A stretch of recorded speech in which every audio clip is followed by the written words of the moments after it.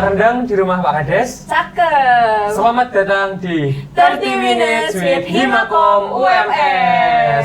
Halo Komuners, kembali lagi di podcast kita. Aku Versa. Dan aku Chelsea di podcast 30 Minutes with Himakom UMS. Gimana nih kabarnya Kak Versa? Alhamdulillah. Alhamdulillah apa nih? Alhamdulillah aja sih. Alhamdulillah baik. Baik. Tapi mukanya kayak kelihatan pucat dan lagi banyak pikiran gitu. Itu kenapa sih? Terus aku tadi ngeliat kamu di jalan lagi bawa selembaran kertas, itu buat apa kalau aku boleh tahu? Jadi gini sih Jel, sebenarnya aku kan tadi habis ada rapat. Nah, jadi buat rapat besoknya itu aku ditunjuk buat jadi MC-nya kayak gitu. Nah, tapi aku sendiri aku kan belum berpengalaman, belum pernah juga tampil di depan umum, jadi MC kayak gitu. Jadi tahulah rasanya gimana, deg-degan campur nervous juga. Badan pun ya getar semua pasti besok. Berarti tuh kayak panik gitu nggak sih? Soalnya kamu kepikiran kayak aku ini pertama kali gitu, terus merasa kayak public speaking kamu belum sebagus itu buat jadi MC gitu. Iya, tapi lo ditunjuk gitu. Iya, tapi kamu nggak usah takut gitu. Soalnya di sini kita punya tamu yang spesial banget nih dari anak Ilkom, dan beliau ternyata jago banget nih public speakingnya. Gimana kalau kita langsung kenalin? Boleh banget. Oke, lanjut. Jadi guest star kita adalah Mas Rafli. Halo Mas Rafli. Halo, dan juga Chelsea ya? Iya, benar. Gimana Mas Rafli kabarnya? Alhamdulillah baik hari ini. Alhamdulillah baik. Gimana, udah makan juga Mas? Alhamdulillah tadi udah 3 piring. Waduh. Enggak, kita tadi makan apa namanya, nasi kucing lah ya? Nasi kucing? Nasi kucing. Di Talaan tadi juga. Oh, jam segini ada ya Mas? Masih ada buka dari pagi. Biasanya kan kayak malam aja gitu ya. Aman juga nggak kehujanan ya Mas? Untung aja. Sangat terus ini. Nah, jadi hari ini tuh kita bakalan ditemenin sama Mas Rafli dari awal sampai akhir gitu. Jadi nanti Mas Rafli ngasih kita tips-tips gimana caranya punya public speaking yang bagus. Nah, sebelumnya Mas Rafli perkenalan diri dulu di depan teman-teman. Oke, ini aku berarti manggilnya Komuners ya? Iya, betul. Halo Komuners, jadi aku Rafli, aku di sini mahasiswa Ilmu Komunikasi semester 6 yang sekarang kesibukannya ya magang kayak gitu, dan aktif juga di beberapa organisasi kayak gitu. Mas Rafli, tadi kan aku kan sempat ditanya sama saya sih terkait aku besok. Nah, ya tadi aku mau cerita kan besok aku jadi MC ya Mas. Selangnya juga cuma sehari dan aku belum ada pengalaman kayak gitu. Nah, tapi di sini kan Mas Rafli yang kita tahu nih ya, Mas kan udah jago banget di public speaking kayak gitu. Nah, itu kok Mas Rafli awal mulanya bisa sejago ini tuh dari awal emang udah bisa bawaan lahir kayak gitu apa emang latihan? Enggak juga. Aku juga jadi kan dari awal itu sebenarnya dari SD juga termasuk orang yang gugup, gagap juga gitu ya kan. Nah, itu SD itu entah kenapa aku punya keberanian buat ngobrol, walaupun sebenarnya belum lancar ya kan.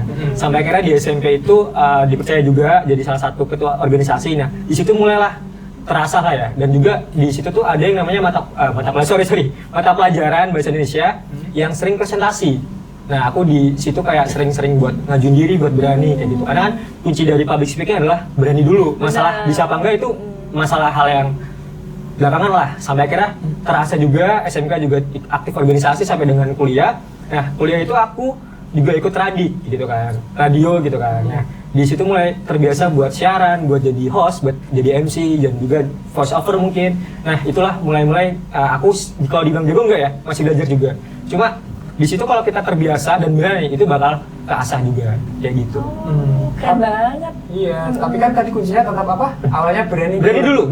Nah, masalahnya di situ kita nggak berani nih Mas. Wah, gimana biar berani? Motivasinya apa gitu biar berani? Jadi sebenarnya kalau jadi MC itu kan mungkin di awal kita belum pernah ya pengalaman atau gimana gitu kan. Nah, itu ketika kita emang ngerasa belum siap atau gimana, diambil aja dulu. Sebelum-sebelumnya kita harus kayak latihan dulu, baca skrip mungkin ada kan ya. Dan usahakan sebelum hari itu kita udah tahu mungkin gambarannya bakal kayak gimana. Misalkan besok MC-nya apa besok Mas?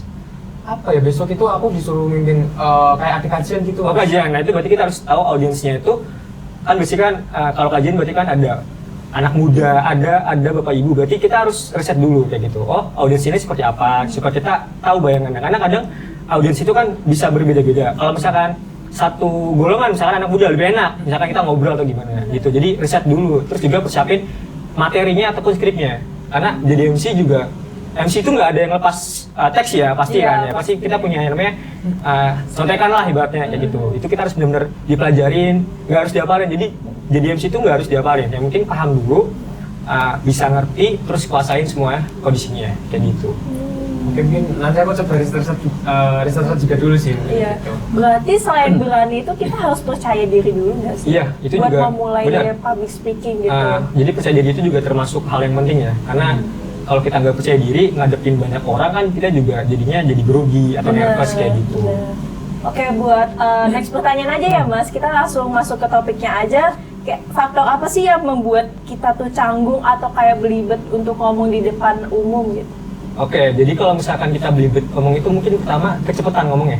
Itu jadi hal yang ini kan. Kadang kan orang yang mungkin belum terbiasa, santai ngomongnya cepat. Jadi aku juga termasuk orang yang ngomong cepat. Tapi ketika MC ataupun host atau gimana, aku harus bisa menyesuaikan diri gitu loh. Karena kan nggak mungkin ngomong di depan orang harus cepat. Misalkan kayak selamat pagi dan selamat datang itu kan nggak mungkin cepat. Jadi harus pelan-pelan. Itu harus yang jelas. Terus juga aku bilang tadi, riset dulu kayak gitu. Karena kadang kita kalau belibet itu misalkan ya, sore ini kita langsung ditembak besok jadi MC. Itu kan bener-bener bikin kaget kan ya.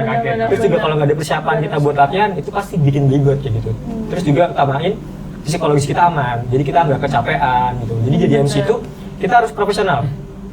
Artinya adalah ketika kita ada masalah, mau nggak mau ketika hari kita MC kita harus senang gitu, ngadepin banyak orang. Karena nggak mungkin kita Ikut nunjukin ya marah atau gimana kan, nggak mungkin. Jadi itu sih, jadi harus benar-benar dipersiapkan walaupun jaraknya misalkan cuma 1 hari. Nah itu kita gimana caranya 1 hari kita riset dulu materinya kayak gimana kayak gitu. Jadi sering-sering komunikasi juga sama panitianya gitu.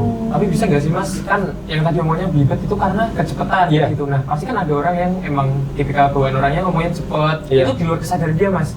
Dia ngiranya di hati, oh ngomong pelan kok gitu. Nah ternyata cepet itu gimana Mas? Kalau biasanya kalau aku sendiri sih ini ya, punya partner kan, itu biasanya dia suka ingetin agak pelan-pelan kayak gitu. Dan juga sebisa mungkin kalau misalkan kita ngomong cepat itu jangan sampai ada kata-kata yang salah. Ya kadang kan ada yang kata-kata mirip tuh. Nah itu gimana caranya kita ngomong ataupun ngobrol itu jangan sampai salah. Karena kalau misalkan salah nanti makanya udah beda gitu. Karena jadi MC itu sebenarnya nggak boleh takut salah, tapi kita siap salah. Artinya kita boleh improve, ya kan? Tapi kita nggak usah overthinking dulu. Nanti kalau salah gimana kayak gitu. Tapi seminimal mungkin ya, sorry ya. Itu kita harus zero mistake. Jadi artinya 0 kesalahan kayak gitu. Oh, berarti resikonya tuh agak ini ya. Ada juga pasti. Jadi kita nggak boleh takut salah, tapi juga harus bisa menerima salah kayak gitu. Gimanapun ketika kita mencoba mau public speaking gitu, itu kita pasti belajar juga nggak sih? Jadi kayak setiap kita ngomong di depan umum, kita nggak 100% sempurna gitu. Nggak mungkin bener, nggak mungkin lancar gitu kan.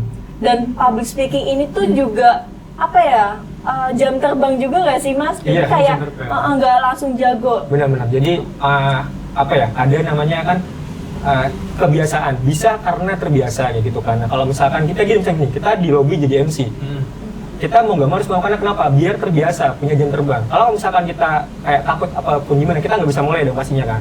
Nah dari situ jam terbang jadi hal penting juga gitu kan. Misalkan kita ditawarin jadi MC maupun offline online, ambil aja buat kita bisa latihan gitu. Nah terkait yang MC tadi Mas, wajar gak sih kalau kita itu canggung, nervous saat ngomong di depan umum pas terutama kan aku besok itu pertama kali Mas, wajar gak sih? Wah wajar banget sih, bahkan aku sekarang pun nih masih agak grogi nih nervous juga nih ya. Karena juga jadi orang yang walaupun dia jago public speaking sering, pasti dia ada kalanya ketika disuruh maju misalkan mendadak ataupun ada persiapan, itu pasti nervous. Itu hal yang wajar karena itu terpengaruh ke psikolognya dia. Jadi mungkin dia terbiasa ketemu sama sedikit orang, tiba-tiba ditemuin sama banyak orang. Oh iya benar. Itu yang jadi kendala lah. Nervous itu jadi hal yang wajar lah.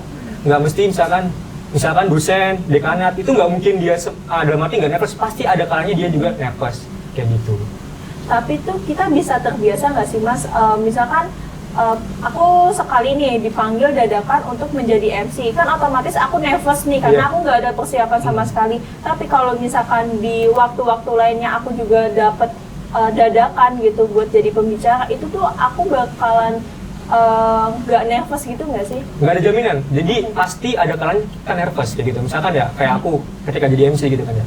sehari sebelumnya kan udah kayak persiapan, walaupun udah persiapan, udah riset dan lain sebagainya. Entah kenapa, ketika MC kan nggak mungkin di depan panggung ya, maksudnya ada kalanya dia di belakang sebelum dimulai. Itu di belakang itu masih aman tuh, masih kayak ngeliat ngintip-ngintip lah ya, ini orangnya banyak gak nih. Ketika maju, naik, itu langsung nervous, langsung down. Karena ya itu tadi, kita tiba-tiba ngadepin banyak orang, psikolog kita pasti terganggu, kayak gitu.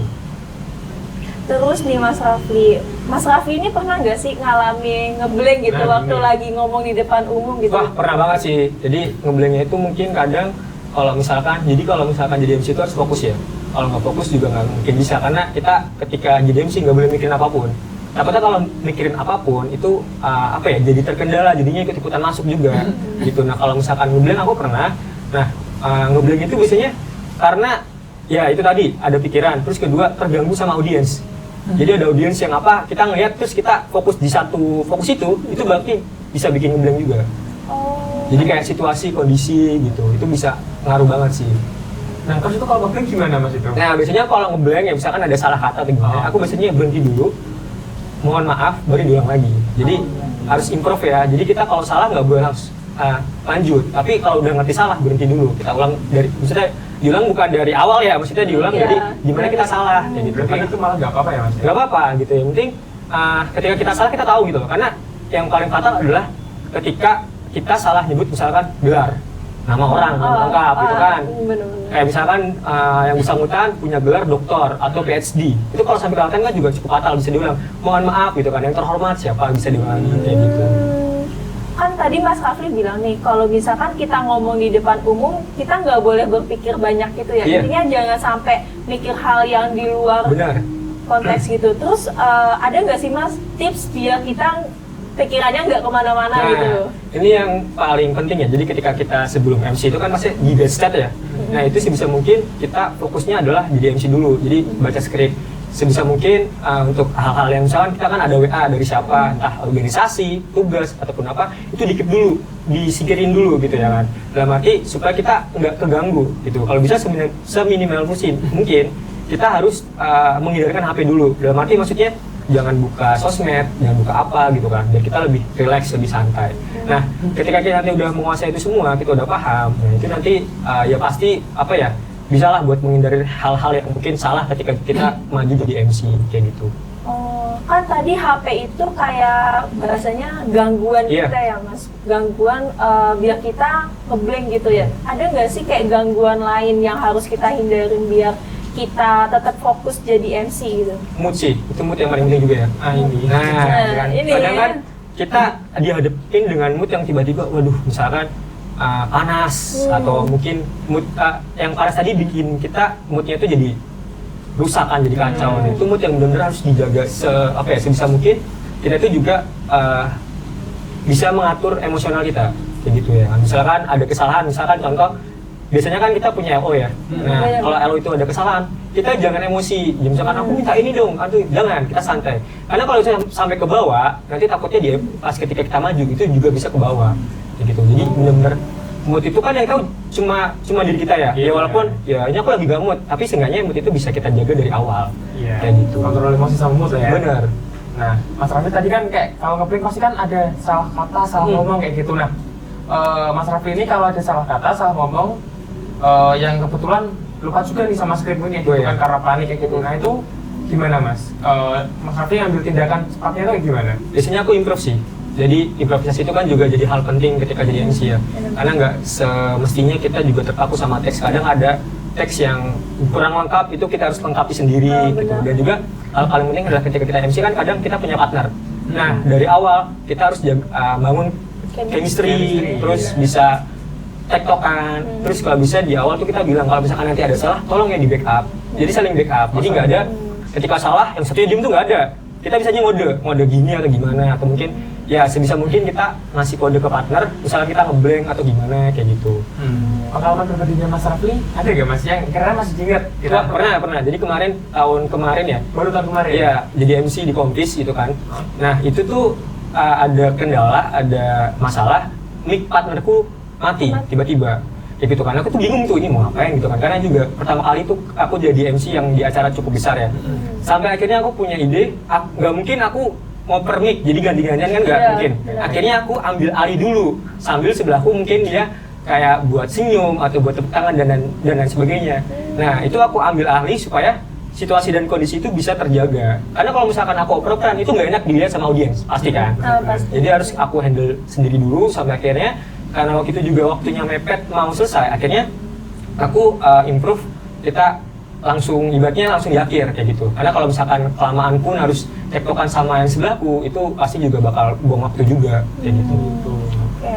Kan tadi Mas Raffi bilang kita pasti punya partner ya kalau bisa jadi MC. Itu ada nggak tips dari Mas Raffi buat meningkatkan chemistry sama partnernya? Soalnya kan kayak kita di lobby jadi MC tuh bentar ya, kayak Iya, mungkin kayak seminggu sebelum acara atau 2 minggu. Nah kita tuh dari waktu yang ada kita harus gimana caranya punya chemistry yang bagus sama partner kita. Ya, yang jelas pertama kita harus sering-sering ini ya kayak komunikasi. Walaupun mungkin jarang ketemu secara langsung, tapi seenggaknya kita bisa kayak chattingan, so asik dulu lah, atau so akrab gitu kan. Iya. Nanti ketika ketemu biasanya kan udah dibersih itu hamil satu. Nah disitulah momen dimana kita benar-benar harus bangun chemistry-nya kayak gitu ya. So asik kayak misalkan basa-basi buat nanyain kesibukannya apa, misalkan belum kenal gitu kan, Iya. atau mungkin belum terbiasa ya gitu kan. Walaupun udah kenal itu kita harus mulai.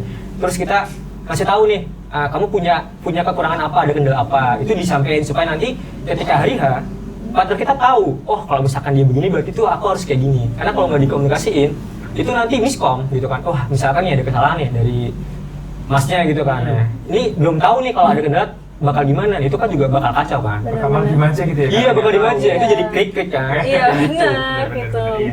Terus lanjut nih Mas, kayak bener gak sih bahasa tubuh tuh berpengaruh waktu kita ngomong di depan umum? Wah itu sangat berpengaruh juga ya. Jadi bahasa tubuh nggak mungkin MC ketika ngomong tuh diem gini kan nggak mungkin ya. Iya, bener-bener. Kecuali dia MC formal Iya. kayak di upacara ataupun di Iya. acara-acara kenegaraan. Ya pasti kan nggak kelihatan di kamera ya. Itu pasti kan diem. Nah, cuma kalau MC yang semi formal atau yang non formal itu harus bisa mungkin pakai bahasa tubuh kayak gitu ya. Bahasa tubuh itu kan bisa banyak kayak mulai dari gerakan tangan atau mungkin senyuman, terus juga mata. Karena nggak mungkin ketika MC kita cuma diem gitu kan, nggak mungkin kan, pasti mungkin senyum. gitu. Karena ketika jadi MC itu adalah smelling voice-nya itu yang paling utama, paling penting Iya, kayak gitu. benar. Jadi bahasa tubuh itu menurut aku sendiri hal yang paling penting ya, karena ketika aku MC juga sebisa mungkin aku bisa leluasa geraknya kayak gitu. Jadi misalkan pakai tangan gerak kayak gini atau misalkan mau manggil siapa atau mungkin yang terhormat pasti kan kita kadang ada gak nunduk gitu kan ya, gak mungkin diem benar-benar, aja. iya. Jadi bahasa tubuh itu mewakili hal-hal yang kita sampaikan yang mungkin nggak bisa tersampaikan langsung secara verbal kayak gitu. Terus ini kan udah ngomongin bahasa tubuh nih Mas. Terus misalkan kita jadi MC nih di depan audiens yang banyak banget, itu pandangan kita tuh lebih baik kemana ya? Nah kalau aku sendiri gini ya, kita harus cari titik fokus di mana kita nggak terganggu. Kadang nih misalkan MC ada teman misalkan yang kenal, misalkan kayak ngegangguin kayak iya. sebisa mungkin kita hindarin. Bener-bener. Gitu. Terus dan juga kalau bisa kita jangan kontaknya itu jangan nggak pernah sama sekali ngeliat audiens. Itu moodku juga fatal ya, karena kita harus ngeliat audiens, kasih senyuman biar lebih santai. Karena kalau kadang ada tipsnya ngeliat di satu arah titik yang nggak ada orang sama sekali. Itu nanti ketika audiens ngeliat kita itu nggak enak banget, karena kita kayak kelihatan kita Hampa gitu. hampa banget gitu. Ngomong sama siapa? Nah, gitu. sekali-sekali kita bisa ngeliat misalkan di sebelah sini, gantian sebelah sini, gantian gitu. Jadi muter-muter. Jadi biar kita tahu oh audiens di sini tuh ada ini. Kadang juga kan MC suruh improve nunjuk orang. Iya, Di situ bener. kita bisa ngeliat nih, oh tadi ini dia orangnya suka ngeliatin aku, terus orangnya kayaknya concern, fokus gitu. Karena kan nggak mungkin ketika kita manggil orang kita nggak tahu nih kayak gimana. Jadi itu bisa sekalian kita kayak riset kayak gitu. Misalkan nanti ada improve atau gimana, kita bisa tahu. Oh berarti lebih baik emang eye contact gitu Iya, ya, eye contact tuh hal yang penting kayak gitu. Mas Raffi ada nggak sih tantangan yang Mas Raffi pernah alamin saat public speaking? Mungkin selain kayak tadi blank itu ada nggak? Tantanganku mungkin lebih ke banyaknya audiens kali ya. Jadi maksudnya aku nggak tahu nih audiensnya ini ada seberapa banyak gitu kan. Iya. Kalau mungkin sedikit mungkin masih aman. Cuma kalau misalkan itu banyak banget, itu jadi tantangan karena kadang aku sebagai MC itu harus bisa menguasai mood tadi, situasi dan kondisi. Terus gimana caranya aku bisa ngomongnya lancar gitu, nggak ada kesalahan ataupun dari mistake, karena ya walaupun memang kita harus siap salah ya, jangan Iya, takut salah gitu. benar. Karena kalau takut salah nggak mungkin kita ngomong kan gitu kan. Benar-benar. Jadi ya itu sih. Jadi banyak banget tantangan ya, apalagi kadang tuh kalau misalkan ternyata ada kendala di acaranya, itu juga jadi kayak tantangan kita kan. Misalkan ada kendala di mic yang kadang bunyi kadang enggak kayak gitu, itu kita harus benar-benar apa ya, atasin lah kayak gitu. Berarti susah juga ya, tantangannya banyak juga gitu kalau Iya. misalkan kita udah berani nih ngomong di depan umum, taunya malah ada aja gitu kendalanya. Nah, kadang juga ada kan audiens yang tiba-tiba rame sendiri kayak Bener, gitu ya. terus mereka asik Nah, sendiri bener, gitu. kayak gak konsen. Jadi kita kayak ngomong sendiri nih itu Iya, bener. gimana caranya kita juga ngebangun suasananya biar lebih asik. Karena juga ketika kita MC, kita jangan ngobrol sendiri, jangan ngobrol sama partner kita doang. Kadang kita harus cari interaksi kayak gitu kan. Entah itu lewat games atau lewat sapaan atau Iya. gimana supaya audiens itu tahu oh kalau saya itu dianggap. Kadang ada MC yang sibuk sendiri. Terus kayak ngomong sendiri Iya, gitu ya. akhirnya audiensnya juga sibuk sendiri dong, Iya, karena ibaratnya kayak bener-bener. bosan. nggak diajak gitu kan Iya. ibaratnya Kayak kayak gitu gitu. skripnya jalan terbaca gitu. Nah, Nah, itu itu sama di depan gitu. Iya, jadi harus emang kita harus bangun interaksi juga kayak gitu. Terus tadi ngomongin audiens nih Mas, kayak boleh nggak sih kita ngeriset tempat yang bakalan kita MC-in gitu? Wah itu penting banget sih harus ya.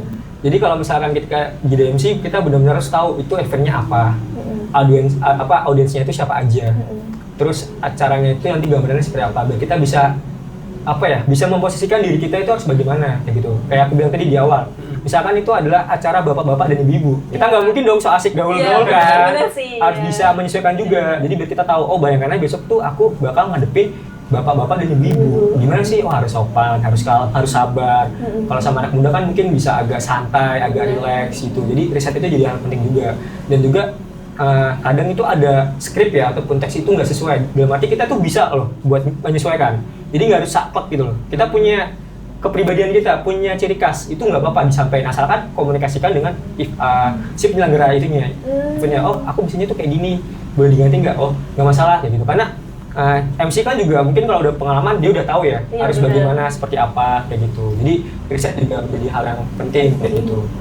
Pernah nggak sih Mas, kan tadi kan mau ada penyesuaian sama tagnya sendiri, tapi kan harus konsultasi tuh. Iya. Nah tapi ada penolakan kayak pokoknya harus ini gitu, soalnya kita udah nyiapin kayak gini, takutnya nanti melenceng. Oh gitu, harus gitu. saklek gitu ya. harus Oh kalau kayak saklek. gitu biasanya di event-event yang emang resmi ya, kayak kenegaraan, kayak misalkan emang kan ada dua tipe ya, ada yang MC formal dan MC non formal gitu. Kalau yang formal emang kita harus teks banget.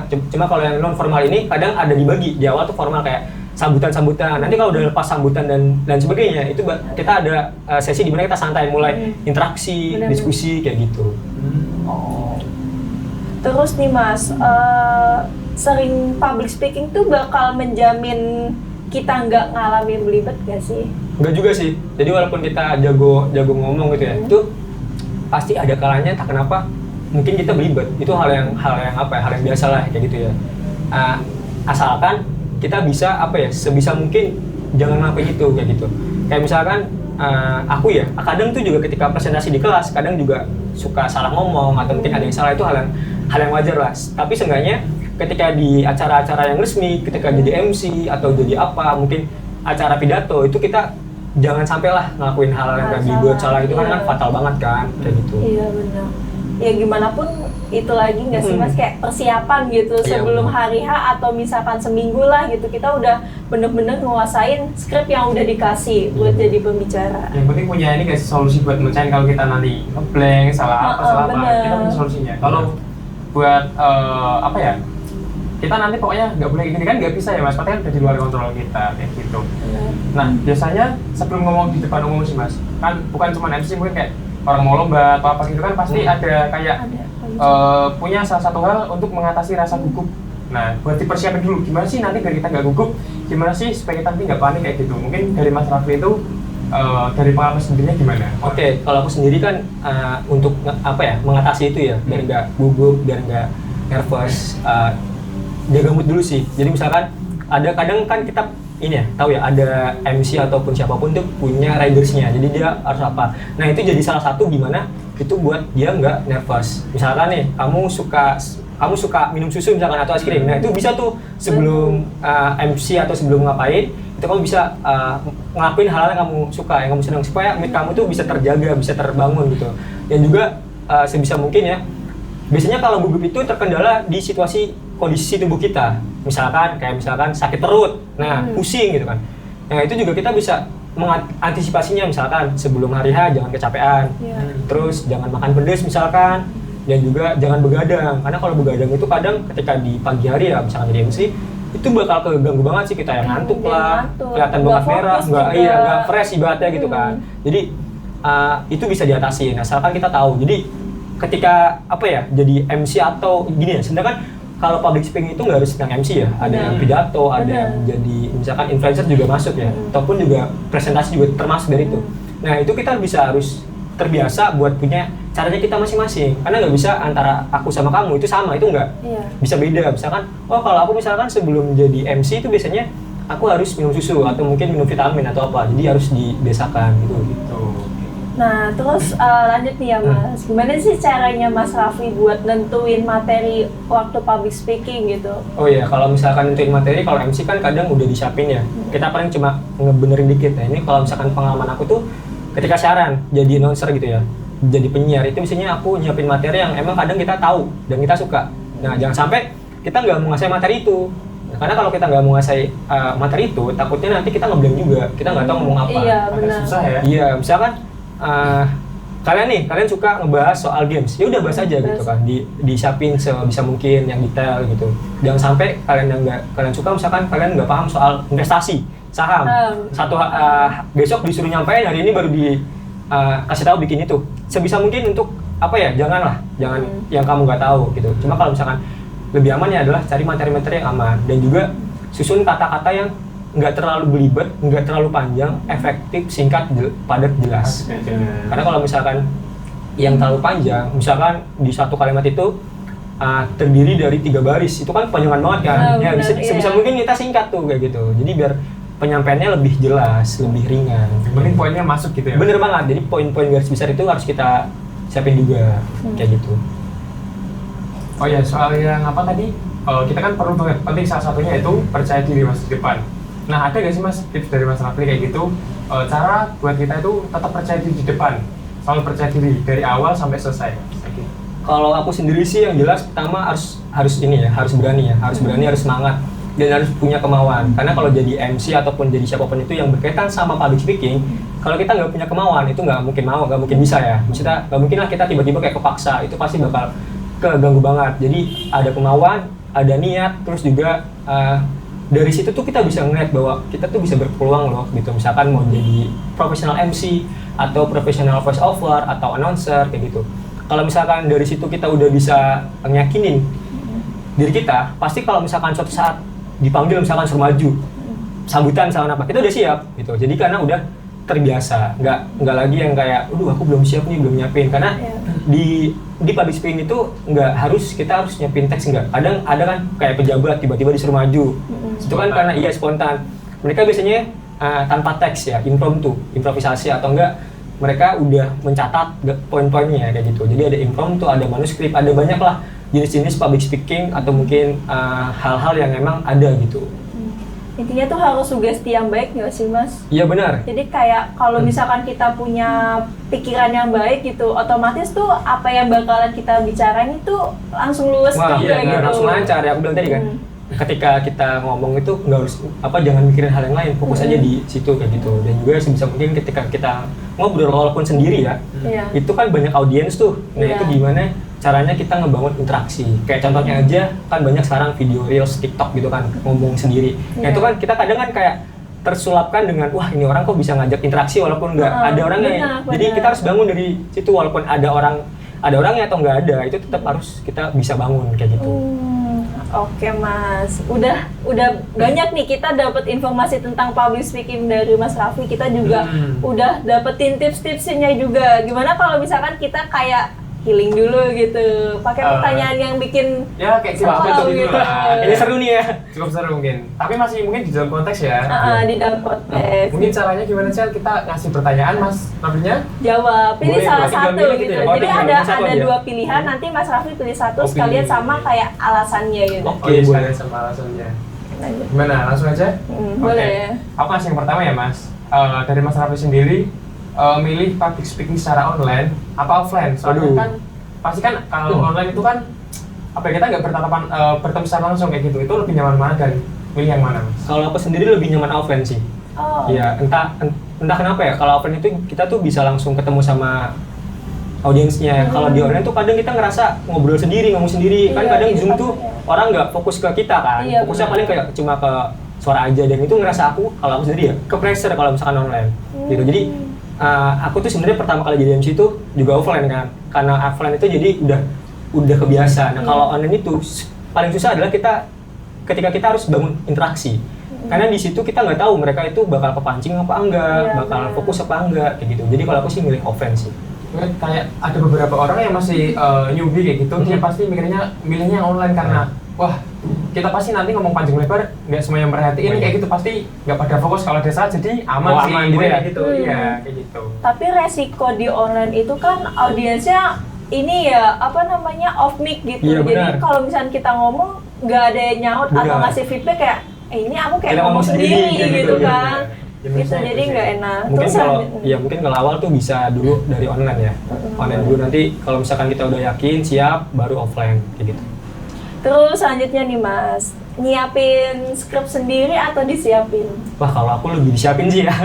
Jadi kenapa tuh, Mas? kalau misalkan ada undangan kayak gitu, ini kalau misalkan MC sih ya, MC itu udah disiapin kan. Nah, itu aku tinggal kayak ngebedain aja, ada yang mungkin belibet atau kurang efektif, itu aku tinggal apa ya ibaratnya, revisi lah kayak gitu. Karena kalau misalkan bikin sendiri, kadang kan harus bikin juga dari nol. Iya, Walaupun kita benar. punya template sendiri nih, tapi Iya. kita nggak tahu nih, kadang ada yang harus disampaikan kayak sponsorship atau mungkin media atau mungkin apa undangan. Jadi aku lebih prepare mungkin untuk disiapin, kecuali kalau pas siaran kan kadang kita harus bikin sendiri, atau mungkin ketika kita pidato mau nyampein sendiri itu juga kan harus kita siapin apa yang sih mau kita omongin gitu sih kalau aku. Soalnya kalau MC kan pasti kalau kita mau bikin sendiri juga kita benar-benar harus dari nol nyiapin. Kalau tapi dari sana pasti kan apa namanya, kita revisi kayak gitu berarti bisa-bisa aja ya Mas? Bisa-bisa aja, asalkan gini ada kesepakatan kayak gitu kan. Kayak aku bilang tadi, kalau formal biasanya nggak bisa diubah tuh. Cuma kalau yang non formal, yang semi gitu ya, itu kita bisa ubah. Dalam arti harus dikomunikasiin dulu. Misalkan ada kata-kata yang kepanjangan, Ya, kita usul sudah ya. susul gitu. Kayak Berarti gitu sih. itu lebih ke ini nggak sih Mas? Bukan revisi yang rombak Oh banget gitu, enggak. gitu. Cuma minor lah ya, Mm-mm. nggak yang besar-besar banget. Gitu. Oke, selanjutnya nih. Nah, ini masih MC lagi sih. Kalau MC kan dikasih skrip ya Mas. Beda. Nah itu kan ada skrip, itu milih baca skrip apa nggak baca skrip? Kalau Itu pasti dikasih skrip semua ya? iya, jadi skrip itu kan bisa buat contekan ya, tapi kita nggak baca full. Iya. Kecuali yang formal. Yang formal tuh kayak kenegaraan, ketika ada upacara kan pasti kan full teks ya, full baca. Cuma kalau misalkan MC yang emang non semi formal aku bilang gitu ya, itu kita nggak boleh baca terus juga, harus sesekali eye kontak. Terus juga sesekali gimana caranya kita bisa ngembangin itu. Karena kalau misalkan kita plek banget sama teks itu, aku yakin pasti kita nggak bisa improve gitu kan. Kayak cepet banget gitu loh. Itu kan ada waktu yang lama, kita harus bangun interaksi, bangun apa kayak gitu. Tapi pernah nggak Mas yang kayak MC tapi ngapalin kayak gitu? Sama baca pun mungkin dikit kayak gitu, pernah nggak pengalamannya? Kalau misalkan ngapalin sih enggak ya, cuma aku udah terbiasa misalkan kayak pas pembukaan salam, Ngalir gitu. yang ngalir aja dulu. Nanti kalau misalkan udah ada di bagian pembacaan tema, tamu undangan atau mungkin yang details terkait acara itu, aku pasti lihat teks. Cuma nggak ya full teks gitu ya. Iya. Kita sambil juga apa namanya ngeliat audiens juga kayak gitu. Intinya jangan berpatokan sama skrip ya Mas. Bener banget, iya. Karena kalau kita berpatokan sama skrip juga, takutnya bahasa Jawanya tuh sepanang gitu loh. Kayak kadang tuh aku juga nggak enaknya kalau baca teks ini ya, misalkan full gitu ya. Tiba-tiba ketika ngelihat audiens itu kayak pusing gitu loh. Kayak karena kita udah Oh udah ngeliat teks ngeliatin gitu. teks terus kayak gitu. Iya. Terus selanjutnya nih Mas, ini udah di luar konteks public speaking gitu ya?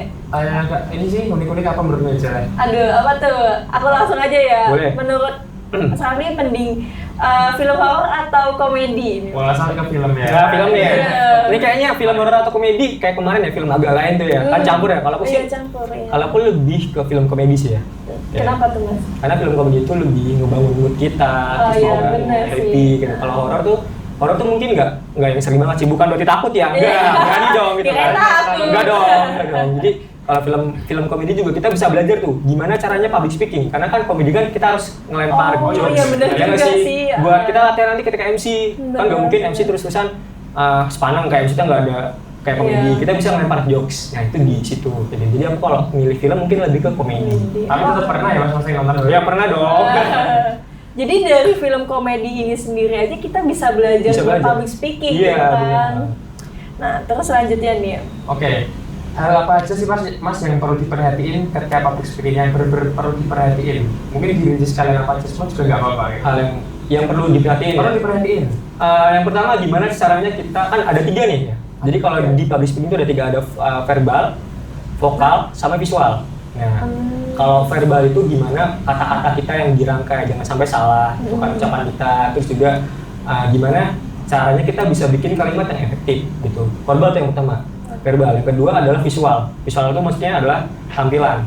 Ya tampilan kita nggak mungkin. Apa kalian pernah lihat MC yang berantakan itu nggak mungkin kan? Pasti rapi ya kan, ganteng gitu kan, cantik. Jadi visual itu juga penting. Bukan berarti visual itu nggak harus yang apa ya, yang good looking enggak. Yang penting enak dilihat. Terus juga kita tuh bisa ngebangun mood dari situ kayak senyum gitu. Nggak mungkin ketika jadi MC kita kayak apa ya bahasa Jawa tuh merengus ya, kayak dia tuh tegang apa gitu. Jangan. Itu juga termasuk dari visual kayak gitu. Terus yang ketiga yang terakhir adalah hal yang paling penting itu adalah vokal. Vokal itu maksudnya nada kita bicara gitu kan. Pasti kan ada patokan, misalkan kayak ngomong di formal kan kayak agak berat ya kayak yang terhormat gitu. Gitu misalkan. Kalau misalkan kita nggak nguasain vokal, takutnya kita menyamakan semua situasi. Nggak mungkin ketika kita di radio misalkan kita tanya apa, gitu kita kayak flat ya, halo gimana kabarnya kan ini ya, gimana kabarnya ini kan gitu-gitu kan. Jadi vokal itu juga harus kita apa ya, kuasain juga. Jadi 3 ada visual, vokal, dan verbal. Di sisi lain juga yang harus diperhatiin adalah ya aku bilang tadi riset. Ya riset itu jadi hal penting karena nggak mungkin kita MC ngomong aja tapi nggak riset. Ketika besok hari ya, aku yakin pasti kalian kaget. Wah kok yang datang ini, yang datang misalkan ada rektor dari seluruh Indonesia. Wah itu kan langsung deg-degan. Kalau sebelumnya kita udah tahu riset, wah ini ada tamu undangan nanti misalkan ada menteri misalkan. Kita udah siap nih nyapanya gimana gitu kan. Terus gimana cara kita berpenampilan. Jadi riset itu menjadi hal mutlak sih menurut aku sih. Gitu. Berarti selain kita harus berani buat ngomong di depan tuh kita harus belajar cara ngomong juga nggak sih Mas? Iya, benar. Kayak di setiap tempat tuh beda-beda kan pastinya, dan kita tuh harus menyesuaikan keadaan juga. Jadi emang kalau misalkan ketika kita terbiasa buat latihan ngomong, misalkan pasti kan antara kita ngobrol sama orang tua berbeda kan, ngobrol sama orang berbeda. Nah itu kita bisa kayak latih gitu. Jadi apa ya? Jangan menyamakan lah. Karena takutnya nanti kalau disamain, kita dicap kurang profesional kayak gitu. Oke. Nah, udah di penghujung nih Mas, kayak pertanyaannya udah terjawab semua, dan pasti teman-teman komuners nih yang tadinya kepo gimana caranya punya public speaking yang bagus, jadi terjawab sama Mas Rafli gitu. Nah, aku mau minta closing statement nih dari Mas Rafli. Kayak harapan buat teman-teman buat dapetin public speaking yang bagus gitu. Oke, kalau dari aku mungkin closing statementnya adalah jangan takut ya, harus berani aku bilang tadi. Jadi ditekenin ketika kita mau ngomong di depan umum itu kita nggak perlu bisa kok, nggak harus yang jago, maksudnya kayak terbiasa. Yang penting mau dulu, berani, ada niat, ada kemauan kayak gitu. Terus yang kedua juga jangan lupain riset kayak gitu. Persiapkan dari awal kayak gitu, jangan sampai tiba-tiba kok gini, kok gitu. Karena kan ketika kita MC itu kadang situasi dan kondisinya bisa berubah sewaktu-waktu. Nah itu harus kita gimana sih caranya kita riset dari awal bisa mengatasi itu. Dan juga yang aku bilang hari itu tadi 3. Verbal, visual, vokal itu harus juga dibiasain kayak gitu. Misalkan ketika kita kuliah itu sebenarnya outfit juga jadi hal penting. Kenapa? Visual gitu kan. Gak mungkin dong kita presentasi pakai kaos ya kan, pakai sweater kan gak mungkin, harus yang sopan. Jadi kita terbiasa terbawa visual yang rapi, yang kelihatan enak. Jadi ketika kita rapi, orang tuh ngeliat wah enak nih cara dia ngobrol gitu.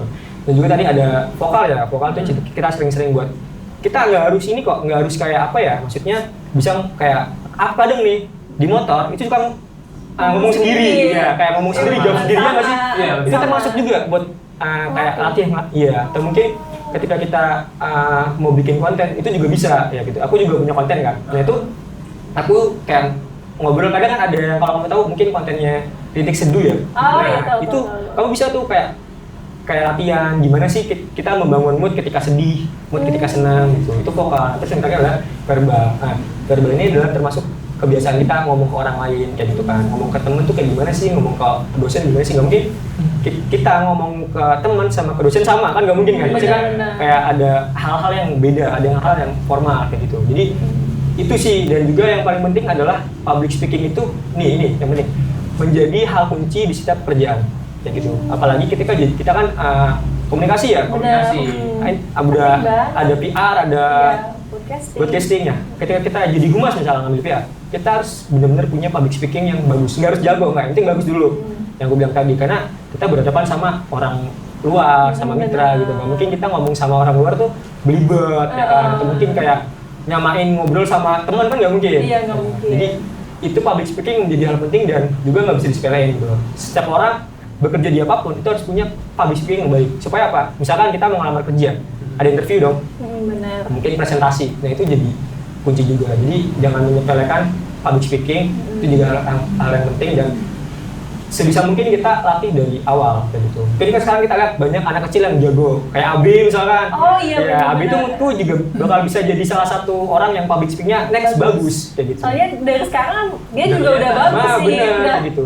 Jadi jangan takut ketika kita ngobrol sama orang sih kayak gitu. Bagus banget ya closing statement Iya, dari buat Mas teman-teman Raffi juga gitu. kan, yang kuliah sekarang terutama di Ilkom pasti kan sering presentasi kayak gitu tugas kayak gitu.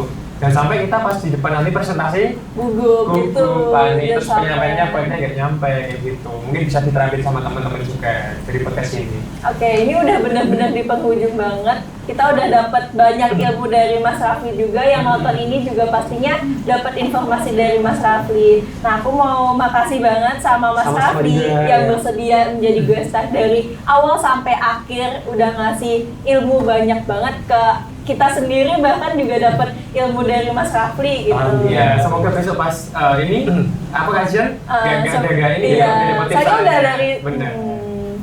Nah, terus terima kasih juga buat teman-teman Komuners yang sudah dengerin podcast kita dari awal sampai akhir episode kali ini. Semoga ilmu yang dari Mas Raffi kasih tadi itu berguna buat teman-teman secara public speaking gitu. Ya di sini jadi aku dan juga Chelsea, mewakili kru semua mengucapkan terima kasih kepada semuanya, dan buat teman-teman semuanya tetap stay tune di episode berikutnya. Kita pantau terus bakal akan ada rilis podcast terbaru kita, dan untuk teman-teman semuanya memantaunya itu bisa follow aja akun sosmed kita, yaitu ada Instagram, TikTok dan juga X. Bisa dicari aja @himakom_UMS, dan juga ada YouTube-nya juga ya. Benar. Oke, bisa Dan dicari Spotify. juga Himakom UMS, sama ada podcastnya. Benar, Ada di podcastnya Spotify juga. ya. Oh ya, di Spotify. Iya. Kita bisa nyari 30 di 30 Minute kayak gitu. gitu. Oke, tadi kita awalnya pantun, tutup pakai Pantun juga. Mas Masih Raffi boleh ikutan juga. bisa bilang cakep. Cakep. Oke, boleh. Iya. Oke, aku pantun ya. Ya. Oke, kita pantun. Pantunnya apa ya? Kamu di pantun Dibikin ya? dulu Tadi di awal- dong. Bentar, aku bikin dulu. Soalnya di awal tadi aku udah bikin pantun nih. Oke. Pergi ke Eropa, pulangnya ke Brebes. Cakep. Jangan lupa dengerin 30 Minutes with Himakom UMS.